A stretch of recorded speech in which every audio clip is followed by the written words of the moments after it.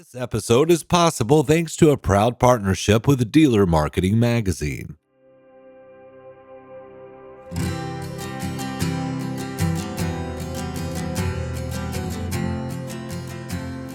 In 1999, my career trajectory changed thanks to two companies that help connect buyers and sellers, eBay and PayPal. One of my dreams in my 20s was to own a record store.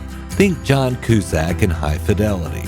But with no capital and an uncertainty if this type of business could survive in my hometown, a brick and mortar was out of the question.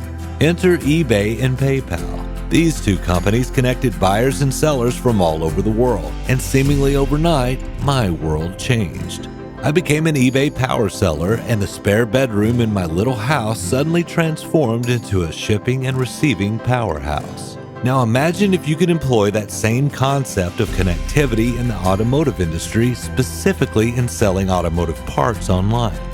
Why wouldn't it work? I mean, how hard could it be, right? And that's exactly what a senior manager at PayPal was thinking over 11 years ago.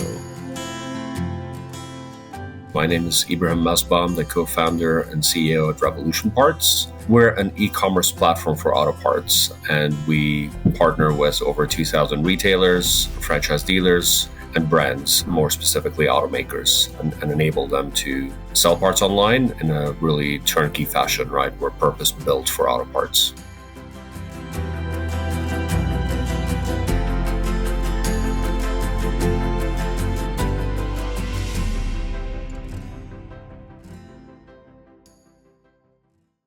We'll just start with, if you want to introduce yourself, your name and your position, and I'll cut that up in the audio part.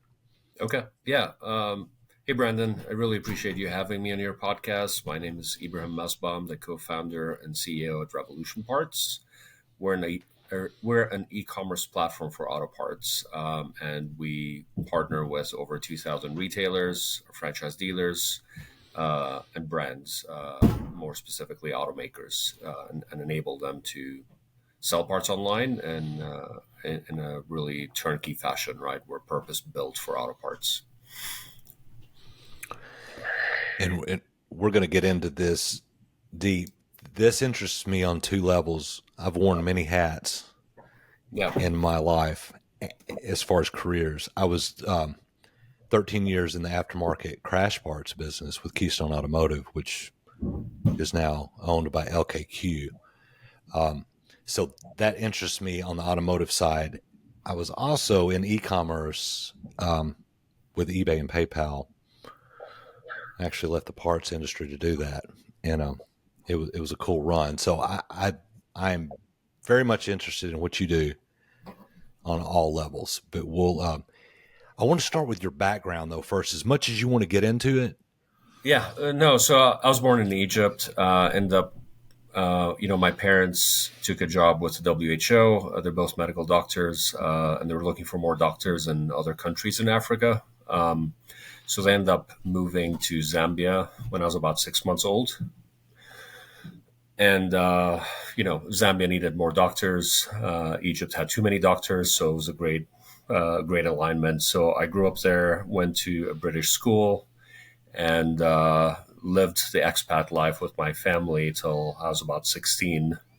A lot of the kids in my school, when it was time to go to college, ended up going to either South Africa, pretty good education there, pretty close, or the UK or the States. So I didn't have any ties anywhere, and I really got intrigued by the States, had a lot of kids in school from here, and really saw it as a land of opportunity. It was a new frontier and a great place to just grow and build a life and a career. So ended up moving to Texas Tech in when I was 16, in 95. And then, found out some of my friends were at Arizona State when I came out to visit one summer. Absolutely fell in love with the place. So I ended up transferring, went to ASU, did a bachelor's and master's in computer engineering, and ended up meeting my wife here and settled in, right? So that's sort of how it all started. Moving that young, Did you learn English as a first language? I did. Zambia had about 70 plus tribal languages, so everyone spoke English, right? And I went to a British school, so it was all in English. So yeah, Mm, so I grew up with English sort of as a first language. okay. Um, if you want to let me tell a quick anecdote here of Sure. why this intrigues me so much. And if you want to talk about how what led you to PayPal, how that happened, when you worked eBay and PayPal changed my life. Literally. I mean, that connectivity, I was an eBay power seller.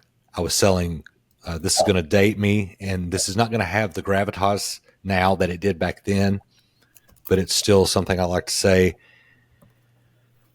It's when CDs were the way we listened to music, but I was selling vinyl records as well. So I opened up an eBay music store, and I would buy as a brick and mortar would. You know, I didn't deal in used; it was all wholesale to retail. And I ended up doing about 100K a year out of the spare bedroom of my house selling records, which started out as, a little extra spending money. But I mean, I went global from day one because of eBay and PayPal. I mean, I've had people in Australia call me at all hours asking me where their stuff is. And that, we're talking the year 2000, man. I mean, so, I know that's really commonplace now, but that was a big deal. The bragging rights, like I said, that does not have quite the punch that it had back then is, my main distributor for those records, his number one client was Tower Records. His number two was me. So Tower Records is no longer like I all this remember. is antiquated now. Yeah. Yeah. Yeah. So, but that was only possible because of eBay and PayPal.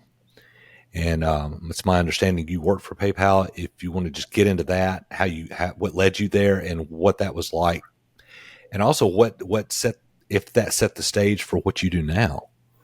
Yeah, no, absolutely. I worked at PayPal for over 5 years. PayPal at the time was owned by eBay. And, I was fortunate enough to have, experience in multiple parts of that business, right? So got to learn, started in merchant risk, got to learn a lot about how merchants manage risk and fraud and how PayPal as a company manages risk. Got to work on payments. PayPal at the time was an eBay company, so really making that experience awesome, offering credit, and frankly, just grew a huge passion for payments and e-commerce and finding ways to connect buyers and sellers in a safe and secure way.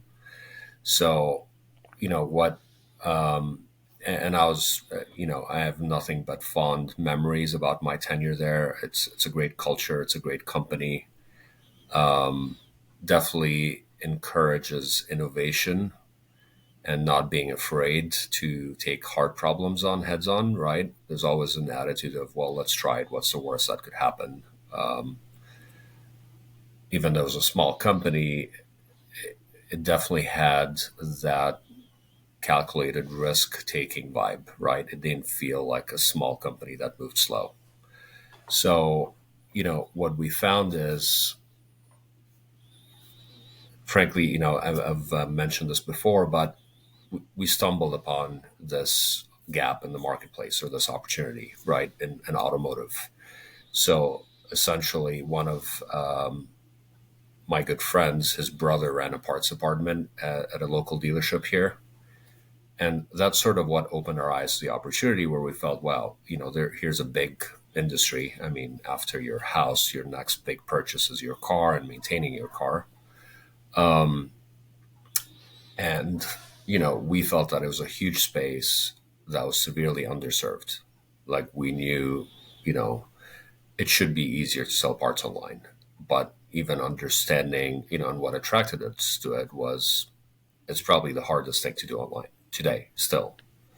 Hmm. Like when you think about that buyer journey, there is a ton of friction every step along the way, right? Half of the time, I don't even know what this part is called. I know what it looks like, maybe. I don't even know what it's called. So you're doing a lot of research. Great. Now you figure out what it's called or what the part number is, which brand. There is the OE, and there's probably hundreds of aftermarket brands. Does it fit my car? When can I get it? How quickly can I get it? How current is the data? Is the data accurate? Is there a picture? So when we think about that shopping experience, we still see a ton of room to really make that as easy as shopping for, I don't know why this pops in my mind, but like toilet paper on Amazon, right? Right. That is largely easy, that you don't have to be tech savvy. You don't have to really understand. It's easy to just go on Amazon or go online. I need to find this, and it's a few clicks and you're there, right?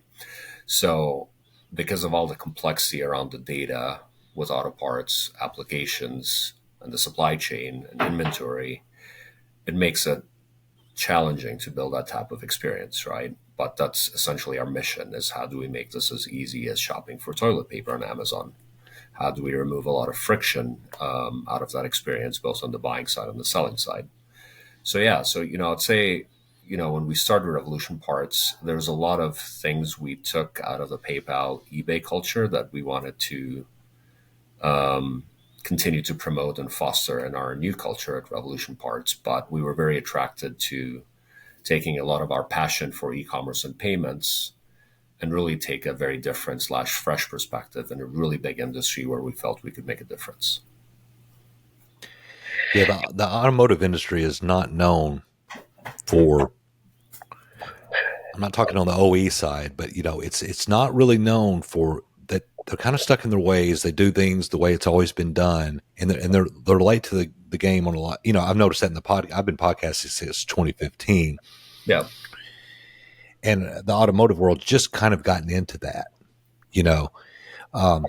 So I could kudos to you for noticing that opportunity. That was being underserved. Is franchise dealership still is that your main target? Yeah, I mean With that?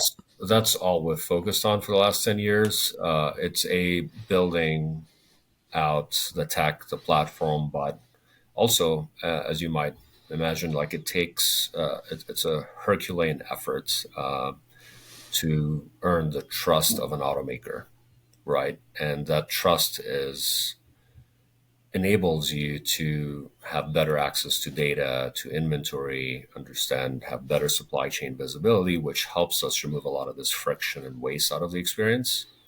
So, we're fortunate enough 10 years in to work with Stellantis, one of the big three, and a lot of other brands where we have direct relationship with the brand and really enabling them to sell more parts by leveraging their dealer network and their distribution centers, right? But yeah, right now, actually, almost 100% of what we do is helping automakers, franchise dealers, and auto groups sell parts online. Right.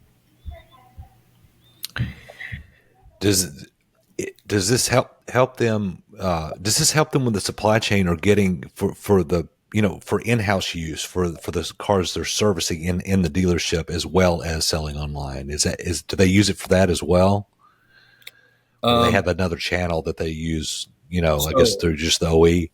yeah, so it's primarily open, getting their inventory online, and right. But you mentioned COVID. Like one thing that COVID's done is really changed expectations, right? Even the local consumer that's within 5 miles from a franchise dealership expects to go on a website, find out, do their research, figure out what they need, place an order, and have it be delivered within an hour using either the dealership's fleet or partners like last mile providers like DoorDash or Uber, etc.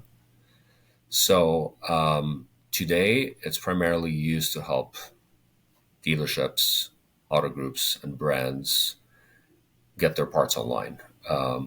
Right? I mentioned we work with about 2,000 franchise dealers. That's still not enough coverage where we have representation across every OE brand in every major metro area.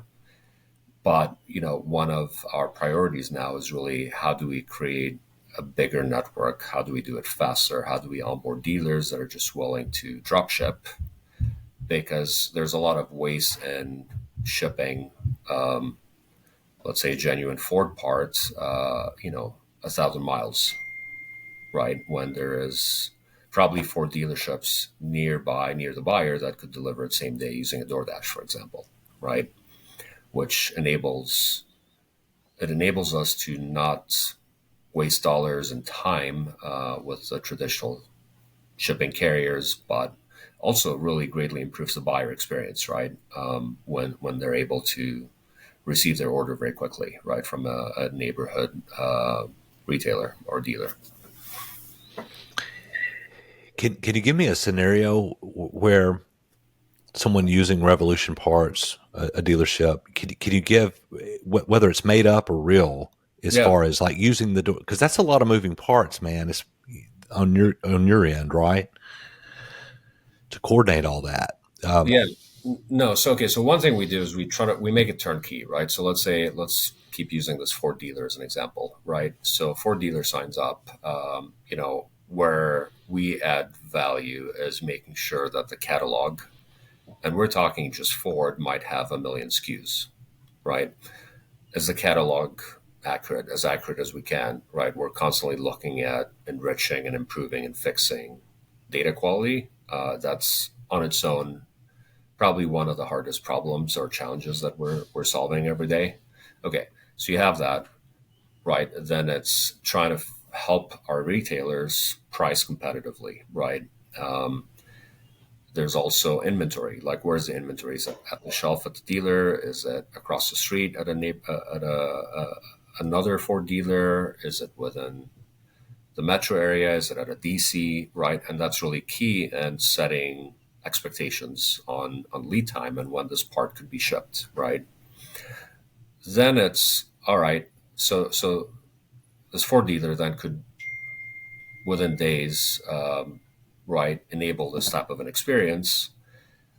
One scenario as, and it's really cool to see this play out, right? As you see somebody that's a car enthusiast that does their own repairs. I'm doing a brake job this weekend. Great. I have a Ford. Imagine if they went online, found their neighborhood Ford dealer, easily find what they're looking for, build a cart, go to checkout, and see that they have an option to receive this part within hours, right, in a pretty cost-effective way, right? And that's ultimately a use case that is really cool to see play out, right? Because if that's not there, right, this buyer is probably gonna make a few phone calls, like still as we speak today. And you're right. I think there's gonna be. I really believe one day every dealership's gonna use our solution, right? Have additional presence for parts, just like every dealer today has a website with their new car inventory and used car inventory. But still, as we speak today, 9 out of 10 of those dealers have a form when you click on parts and maybe a phone number, right? So if that experience doesn't exist, the buyer will either look at this form and get discouraged and buy from the aftermarket. They'll call the dealer. Chances are the dealer's short staffed and they're on hold, and then give up and buy from aftermarket, or power through because they really want an OEM part, spend 5 minutes on the phone. And if the dealer's not using our solution, they can either ask the buyer to pick it up or put it on a truck the next day, or have a part runner that can drop it off at some point that day, right? So Mhm. what I described is a pretty simple use case. Like, I could do that today. I can go to the Apple Store website, order AirPods, and have these here probably within an hour. How do we get to that level of that service level on the part side, right? And how do you Right. level the playing field a bit, right, by partnering with some of these last mile providers, right? So that's sort of what we're focused on, is like creating that experience. Today, it's to serve your local customer and other online buyers, But I definitely see a use case of getting the service lane to also use Revolution Parts to source parts as a buyer. It's not something that we're focused on today, but eventually, absolutely. Perception is not always reality. And, there's this perception that the dealerships are more expensive for everything. And IntelliCheck kind of confirms that that's not the case. IntelliCheck helps dealerships become aware of where their prices stand in regard to their competitors. And IntelliCheck does a good job of giving us that pricing data to confirm that we're in the market. And this allows dealerships to make their customers aware of their competitive pricing. I placed 2 placards in the business center so they could see that while they're over there working on computers. I also placed it in our coffee area. We have a glass wall there, so when they walk in, as they're putting their creamer and sugar in their coffee, they're going to look up and see the pricing for our pricing as well as our competitors. Introducing IntelliShare. IntelliShare contains all of IntelliCheck's promotional tools that you can use to promote your favorable prices, including Intella Ads, the printable flyers that you can show off in easel displays, Intella Media for your digital media boards, and Intella Widgets, so you can show off price comparisons on your website and even let your customers schedule from the widget. Just having access to that data that they're able to provide gives us a good plan of how we're going to proceed. Call 877-827-7273 or go to IntelliCheck.com to find out more about how the IntelliShare series can help you grow your business.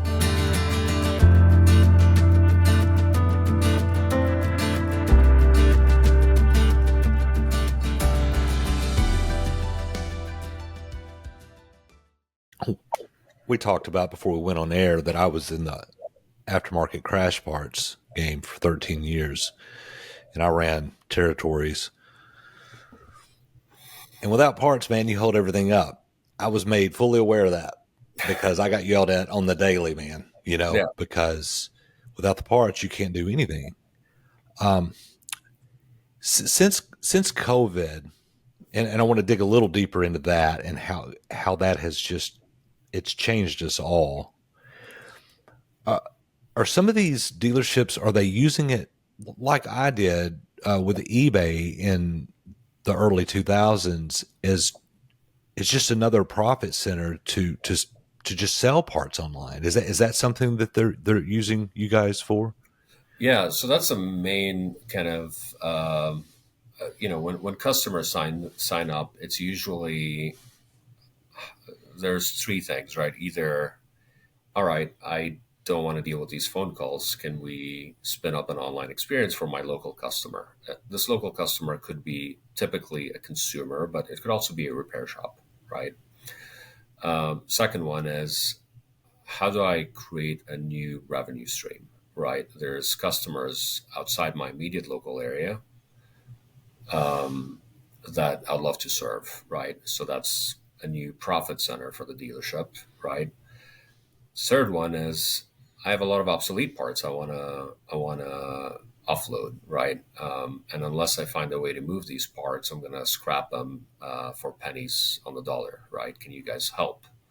So these are the typical reasons people sign up, right? And we absolutely help them achieve these goals and more, right? Yeah, that seems like that would be a boon too, because I mean, you've seen all this move on the fixed side after COVID because of the supply chain issues. I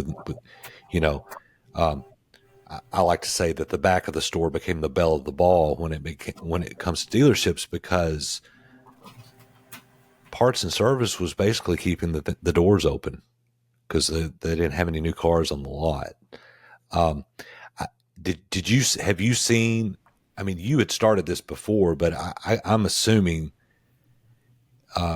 your business increased because of this as people became more aware of this as like you said, as a profit center. Yeah. You want to go into COVID? Yeah, no, absolutely. So what we saw COVID do is, what I would say is it accelerated a shift that we've been seeing even before COVID, right? There's more, like e-commerce is growing. it also made the automakers and the dealerships realize that I need to allow a parts buy or a buyer to buy cars online. Like they shouldn't have to walk into the dealership to finalize a sale, right? Obviously, Carvana set the stage for what that experience could look like, right? But when COVID happened, you couldn't, like, everything stopped, right? So the initial focus was, how do I help every dealer be like a Carvana and be able to finalize a deal online, including financing and all options, including delivery, right? In many cases. But what we saw during COVID too is just across the board, we all started shopping online, even for groceries, right? So everybody is a lot more comfortable today with shopping online, using their credit card or a different method to pay, and really expect delivery being an option, right? Like today. So it's definitely changed the conversation where we don't need to spend as much time trying to convince people they should have an online presence. So it's less about that now. We did see two things happen in COVID, right? There's more demand and more awareness that we should sell online. There's more consumers wanting to buy online. But then you also had the supply chain issues where, unfortunately, a lot of the inventory is unavailable, right? So what we saw there, and what we did is we put a lot more focus on, all right, how do we fix this problem upstream, right? How do we get better supply chain visibility? How do we partner with our automakers and get more inventory data?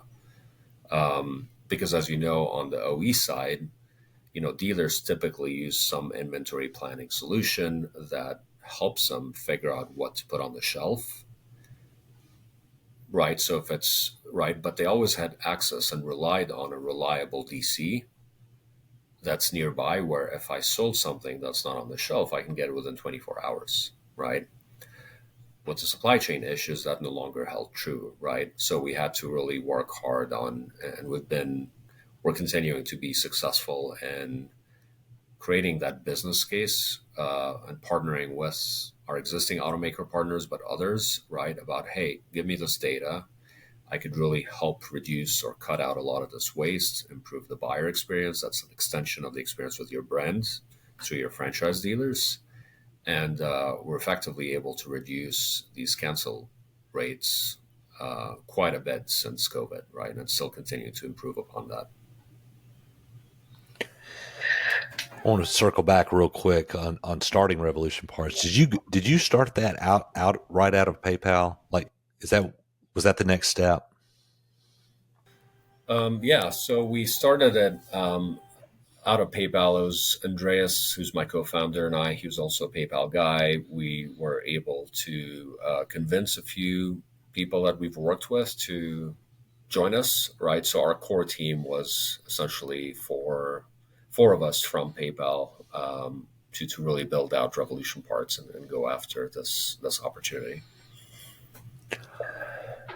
The reason I ask is because going into everything that you've said, what you guys do, the best companies, the best solutions, they make the complex easy.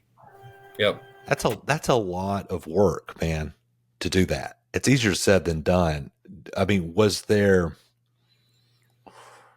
was your feeling like jumping out and trying this I mean, obviously the opportunity was obvious. That was a solution that needed, but that's a booger, man, to take that on. I mean, were you just confident, or did you have some fears about it? So I'm a first time founder, and so is Andreas, right? Did I know what we were signing up for? Absolutely not. Right. Right. Just company building in general, it's pretty hard and it's painful. And then trying to solve this problem in this industry is a pretty hard job with a lot of ups and downs and setbacks. So what I would say is I was very naive. I didn't really know what we were signing up for. We've made a lot of progress in the last 10 years, but what's really energizing is just, like you said, $400 billion opportunity. Like there is, people talk about making an impact, right? Like there's a massive opportunity to remove a lot of friction and waste out of the experience and make parts buying easier, right? Enabling e-tailers to pretty easily start selling online and grow their business. And like you said, everything stops when you can't get the part, right? Enabling consumers to more easily find what they need and get it pretty quick, right? So we're still solving a lot of the same problems. They're hard problems to solve, so we're making progress. But yeah, it's definitely a lot harder than I ever imagined, or Andreas, my co-founder, imagined. Right? Right. But no regrets, right? No, absolutely not. Are you guys the leader in this? Are you top dog when it comes to this?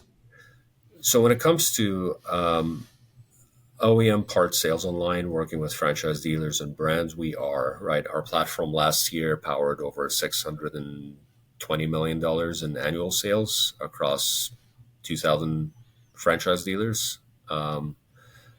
Right, we believe, another thing, it's kind of hard to get an exact number, but we know there's likely $4 to $5 billion of OEM parts sold online.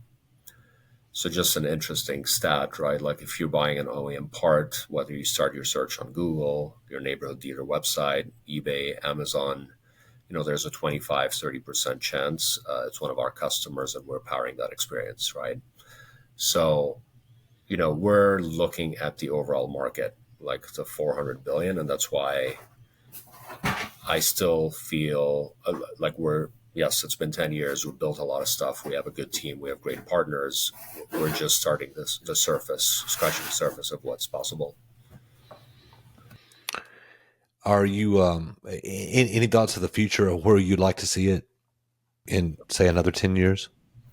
So one thing we're seeing is, the supply chain issues are better, but they're still persistent, right? So we want to be the e-commerce platform for auto parts, the e-commerce platform of choice, right? We have a goal internally to drive that $600 million in annual sales to about $3 billion by end of 2026. And the way we do that is we'll continue to grow our network of retailers, but also partnering with wholesale buyers in addition to consumers, right? And enabling them to easily find, what they're looking for. So we want to partner with brands, especially on the specialty performance and aftermarket side, right? Because I think there's a big opportunity to really enable our dealers to again grow by making it easier for them to sell some of those products on their existing online channels, which they do at the dealership today, right? You can go in a dealership and buy performance brakes or accessories, and typically those are specialty aftermarket brands. Right. So we want to be the platform of choice for any parts brand or manufacturer, and enable sales through their network of retailers and distributors, right? And we want to continue to improve, remove a lot of friction out of that experience, right? We discussed a few, but we want to focus on making that parts buying experience easy, right? Which is hard to do, as you know. Yes. This wasn't on the outline, but I guess I should ask this since Dealer Marketing Magazine brought us together. What's it like being a Dealer Marketing Magazine expert, and what does that entail? What do they have you do? It's an interesting question. I feel guilty answering this, but I think the work Dealer Marketing, the magazine does is pretty cool in increasing awareness and bringing people together, right? I don't know if I'd call myself an expert. We're really passionate about what we do. We've been doing it for 10 years and excited about what the future holds.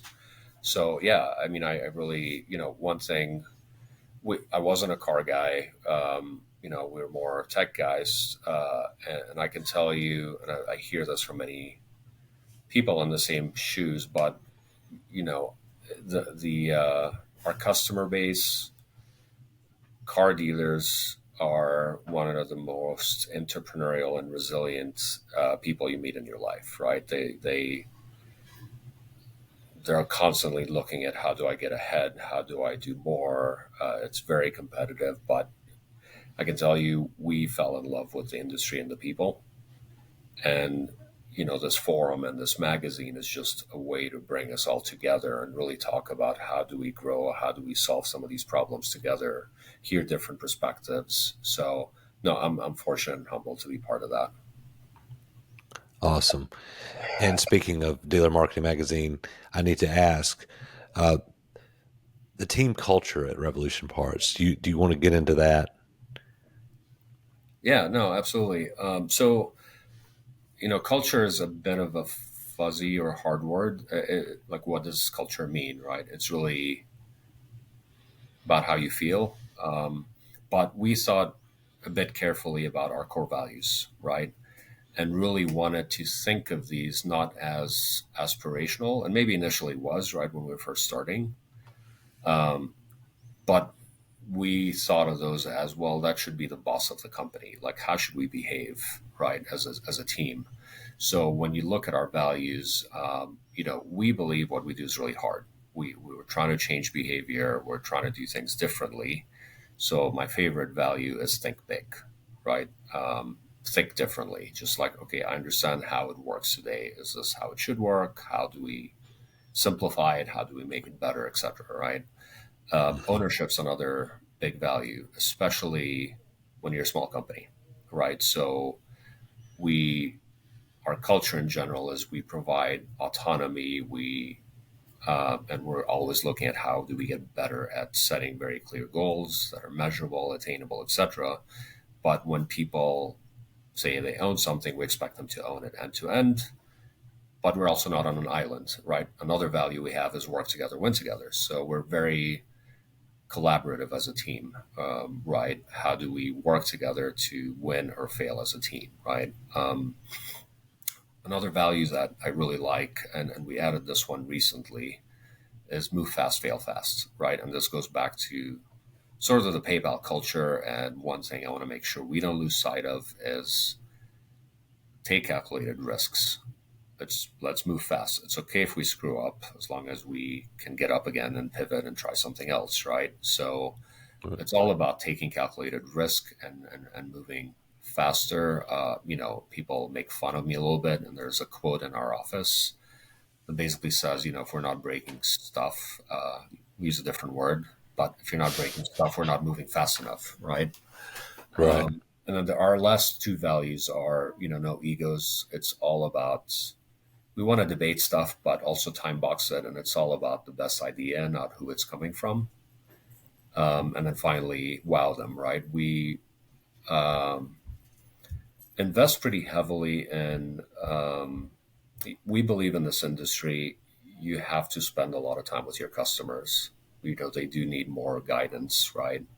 So we have a pretty large customer experience team that's really focused on, frankly, we call them customers. I think of them as partners. Like, how do we enable them to be more successful? How do we guide them to price effectively, or here's how they should sell or merchandise or fulfill? Like, how can we help both on growth and operational needs of getting a parts retailer to be successful online, right? So we respond to messages within an hour. We are constantly looking at how can we be more responsive, how do we communicate better, and how do we be seen as a partner versus a vendor in this industry, right? So just wanted to kind of give you a sense for our values and why they're important. But that, sort of describes what we like to see in people that join the company and the culture that we like to foster. Is there anything that I didn't ask you that you wish I had? No, I think this was a pretty good overview, a good conversation. Okay. Yeah, I couldn't think of anything. Good. That's fine. Well, Ibrahim, I think if that's everything, I'm going to stop this and we'll let it upload, and I'll let you go and let your roofers get back to work. I didn't mean to stop productivity over there.